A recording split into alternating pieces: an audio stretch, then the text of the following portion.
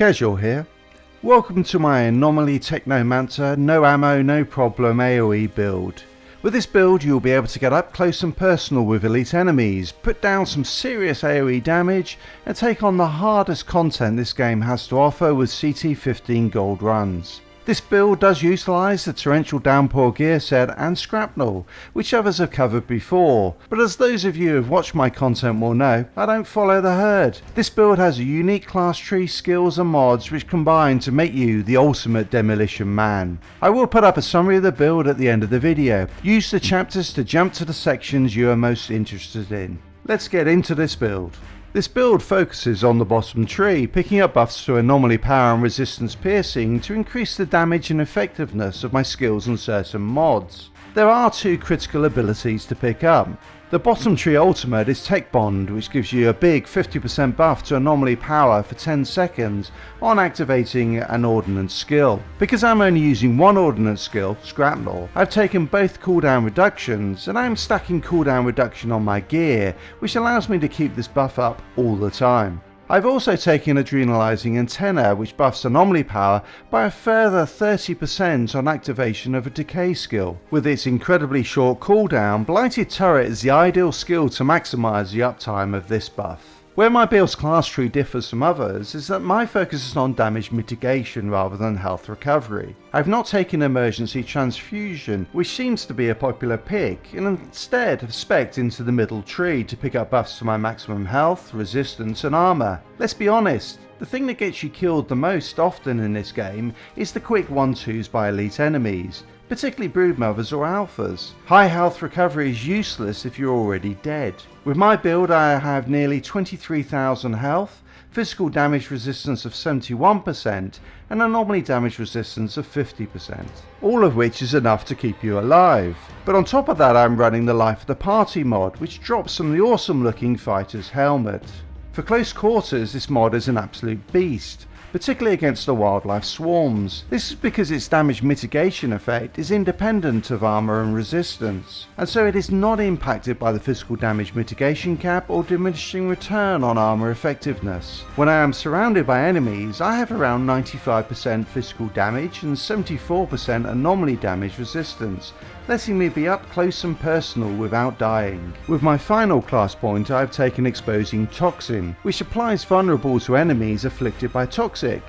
I am using Blighted Turret, so we'll be getting some mileage out of this, but it certainly isn't necessary to take it. Wipeout will be a good alternative to this, and is one of my favourite execution abilities. I have covered two of the skills that I am taking with this build already. Scrapnel, the signature skill for this build, and Blighted Turret, which is used to proc Adrenalizing Antenna. There are a few options for the third skill, including Fixing Wave, which provides some nice support for teams, particularly when coupled with Quartermaster, and Cold Snap for its crowd control and Icicle Storm nuke. I have already showcased that in my freeze build, a link to which is on the screen now. For this build though I wanted to stick with skills that are buffed by anomaly power, so I went with Cryo Turret. What you take is up to you though. Let's have a look at gear and mods. This build is focused on one thing, dealing AoE damage through Scrapnel and mods. Supplies and more traps both increase the number of Scrapnel mines that I can use before cooldown. Add in the tier 3 mod trap cluster from the Torrential Downpour chest piece, which doubles the number of mines, and I am able to throw out 6 mines at a time. This synergizes well with the mod Untamed Power, which does AoE damage on every skill activation, scaling off anomaly power, and Anomaly Echo, which grants 11,500 anomaly power and 3,300 firepower for 15 seconds on each skill activation. Anomaly Echo does stack for each different skill that you activate, but not for each Scrapnel that you throw, still a pretty nice 34,500 AP buff from this alone. I am also using Seismic Impulse, which is not the best damage dealing mod, but does fit well with the theme of this build. I have buffed the damage done by Scrapnel through the imaginatively named More Damage, and also through the 3-piece Torrential Downpour gear set bonus, which adds cluster bombs to your mines, which also scale off anomaly power. Now, to fully optimise this build, you should be using the head, chest and legs of the Torrential Downpour gear set, as these all come with bonus anomaly power on them, and stacking this on every piece you have to buff the damage you are doing through Scrapnel, your turrets and untamed power. I actually dismantled my chest piece to learn the mod, and it is yet to drop again, so I'm using the gloves in this build, which comes with the somewhat useless max health stat. Why, developers, why? The other stats to go for are healing and cooldown reduction. Status power is an option, as you will be doing toxic damage, but isn't optimal, as that is not where your damage will be coming from. Close range damage is not an effective option, as you won't be doing much in the way of weapon damage, and long range damage should just be avoided. The final 2 armor mods that I've used in this build are Damage Absorber for survivability and Captain Hunter to help burn down elite enemies.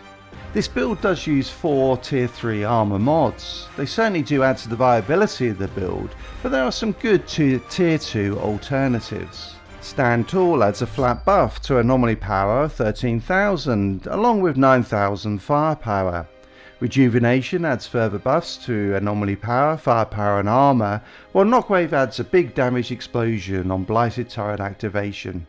More AoE is never bad. There are also some mods that buff your anomaly power on critical shots, which you can take until you get better mods, but I wouldn't recommend them, as this build isn't about shooting things.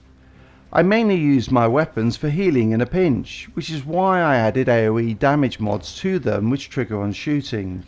I'm running a shotgun for my main weapon, Funeral Pyre, as this gives me a nice burst heal through its weapon damage and Shadow Comet, enough to heal me back to full very quickly. I am also using the versatile Fortress mod to buff all damage by 43%, including from Scrapnel and my AoE mods, and which comes from the elusive legendary Death Shield.